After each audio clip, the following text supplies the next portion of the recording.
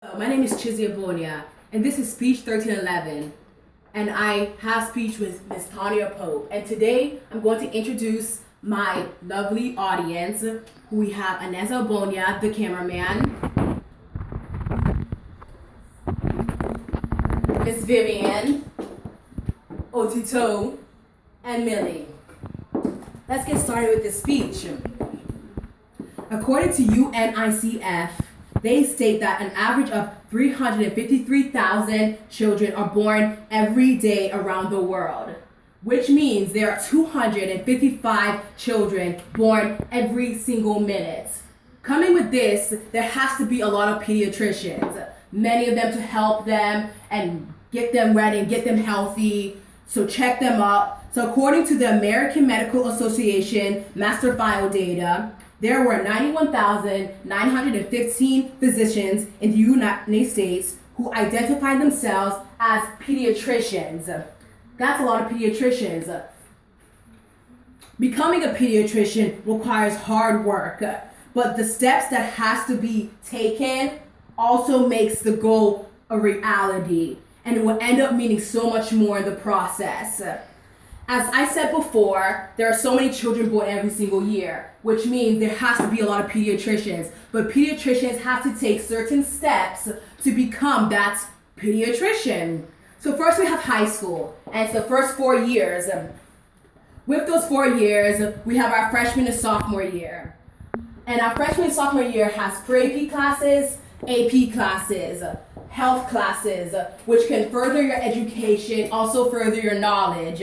After those freshman and sophomore years, we have our junior and senior years, where you take your SAT score, your ACT, you take anatomy, principle of health science, classes that can better your chances of getting into a good college and can better your chances of becoming that pediatrician that you want to be. Coupled with high school and college, we have college, which is the next step, which is the next 4 years.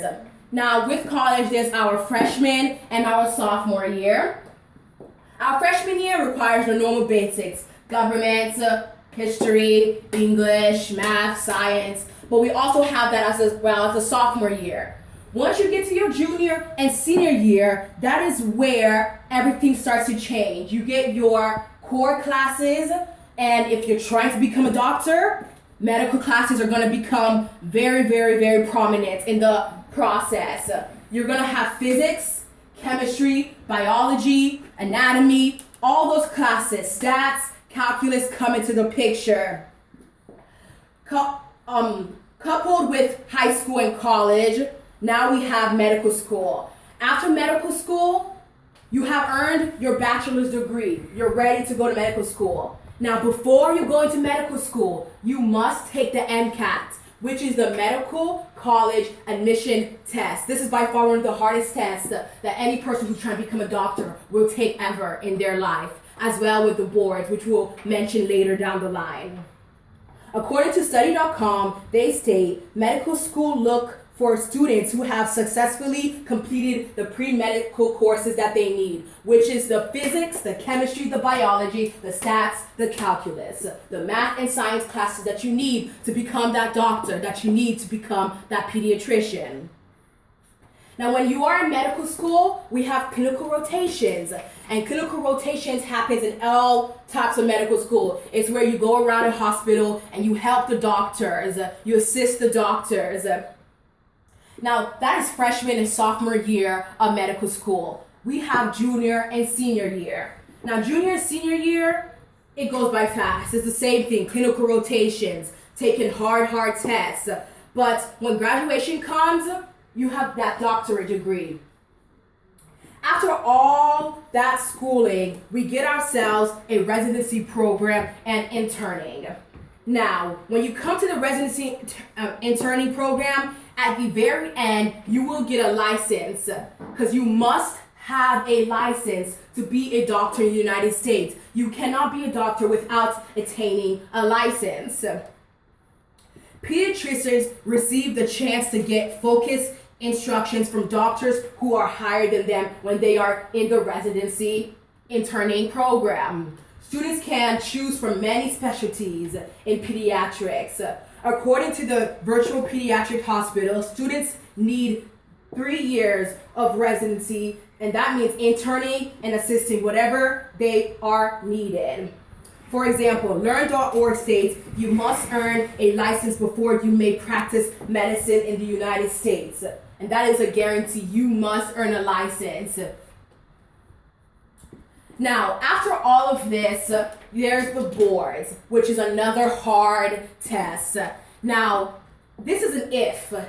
You can take the boards if you want to. And the only way you can take the boards is if you're ready there. And if you're ready there to the end. Most doctors take the boards. Most doctors want to get to the end, take the boards. Now, with all of that said, becoming a pediatrician is going to be hard. It's going to take a lot of steps. You're going to want to pull your hair out. It's going to be stressful, but it's going to worth $1 million in the end, because first you're going to know the knowledge. You're going to be a doctor, and hey, you're going to make great money too. Now, what I want to show you guys is some pictures. We have the high school, the 4 years. We have some pictures here, math, anatomy, chemistry, and physics. We have college, the 4 years. We have some pictures, chemistry, math, the same thing. We have the MCAT for the 4 years of medical school, the clinical rotations, the children. We have the residency and interning. And here you go, if you guys need to see.